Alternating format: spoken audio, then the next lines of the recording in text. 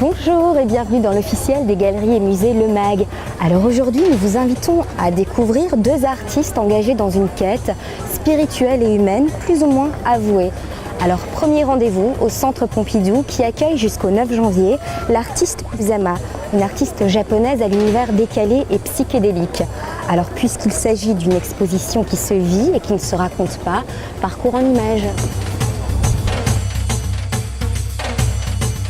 Chantal Beret, bonjour. Bonjour.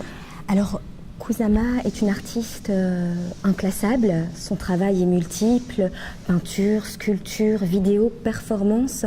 Comment définiriez-vous son œuvre? Kusama procède par série, c'est-à-dire elle commence un travail et puis elle peut, pas du jour au lendemain, mais assez brutalement, l'abandonner et passer à une autre série. On peut voir dans l'exposition les premières œuvres qui sont des œuvres, disons, d'apprentissage quand elle était encore au Japon. À peine arrivée aux États-Unis en 57 et puis en 58 à New York, elle va peindre ses monochromes blancs de manière tout à fait radicale et atypique, puisque quand même vous pouvez voir que les formats sont assez grands, voire gigantesques.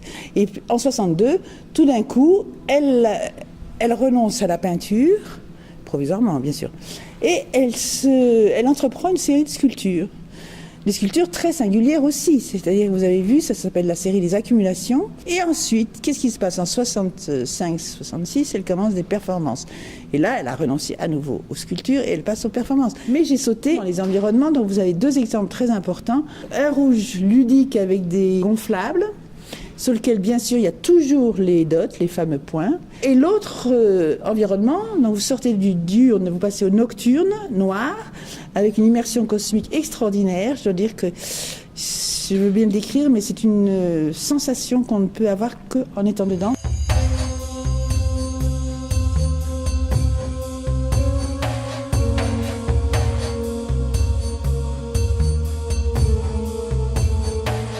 Alors le poids est utilisé d'une manière quasiment obsessionnelle.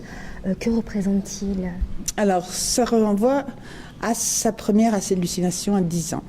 Donc c'est une manière qu'elle a eue de symboliser cette hallucination qui est très douloureuse pour elle. Elle a dû souffrir énormément dans sa vie. Donc justement, d'où cette espèce d'investissement dans l'art très intense. Et les poids renvoient à ce qu'elle a dit. Elle a dit ça en 66. Je suis un poids parmi des millions de poids. Donc c'est toujours ce côté infini. C'est je suis un poids. Et en anglais, c'est je suis I am a dot. Elle a une sensation du corps assez perturbée. D'où cette idée de je suis un poids. Je suis pas grand-chose. Je suis perdue dans l'univers. Je sais pas où je suis. Et donc, elle commence ses oblitérations. Oblitération, c'est comme un timbre. Vous marquez le corps et en même temps, ça veut dire dissolution. Donc, vous avez toujours cette ambivalence du terme et qui est tout à fait, qui renvoie à la fois à son propre travail et à sa propre psychologie. Kusama a plus de 80 ans, est retournée au Japon. Est-elle venue pour l'accrochage de l'exposition? Malheureusement, non. Je crois que ça doit être son très grand regret parce qu'elle aime beaucoup le Centre Pompidou. Direction le musée Jacques Marandré qui accueille l'exposition de Fra Angelico ou le peintre des anges. Suivez-moi. Monsieur Saint-Fragarneau, bonsoir. Bonsoir. Vous êtes directeur du musée Jacques Marandré. Absolument. Le premier musée français à accueillir l'exposition Fra Angelico. Nous avons vraiment une grande chance. Pouvez-vous nous présenter cet artiste? Oui, bien sûr. Alors, je voudrais d'abord vous rappeler que c'est un moine, c'est un religieux qui vit dans un couvent et qui essaye de vivre une vie spirituelle intense. Il est dominicain, mais il est aussi peintre. Il a appris dans les ateliers de Florence au début du XVe siècle et ce qui est extraordinaire, c'est qu'il va refléter à la fois la spiritualité à laquelle il croit et en même temps refléter ce que son œil voit autour de lui dans cette Florence du début du XVe siècle qui est la ville moderne par excellence en Italie.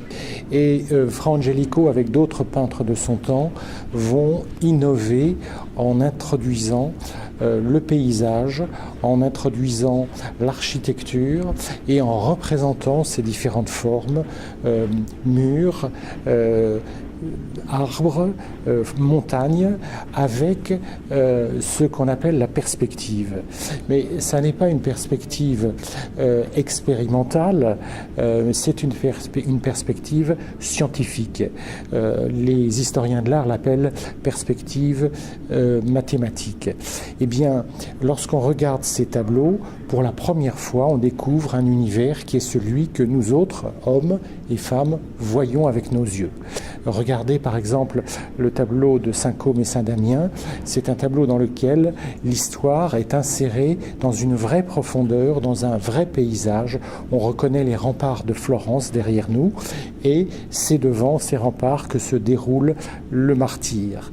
Alors, ce qui est d'un autre côté passionnant, c'est que cette scène de martyre, elle est décrite sans aucune expression, ni de douleur, ni de panique. Et nous retrouvons là la sérénité du croyant. C'est parce que Fra Angelico montre des croyants qui n'ont pas peur de la mort que son tableau est interprété de cette façon-là. Et vous le voyez, c'est à la fois sa croyance qui l'inspire dans sa peinture, et puis aussi son métier de peintre qui lui donne des armes nouvelles. Et de quelle manière a-t-il influencé ses contemporains et ses suiveurs ? Alors il y a un aspect passionnant qui est retenu par ses contemporains et ses suiveurs, c'est le traitement qu'il fait de la lumière.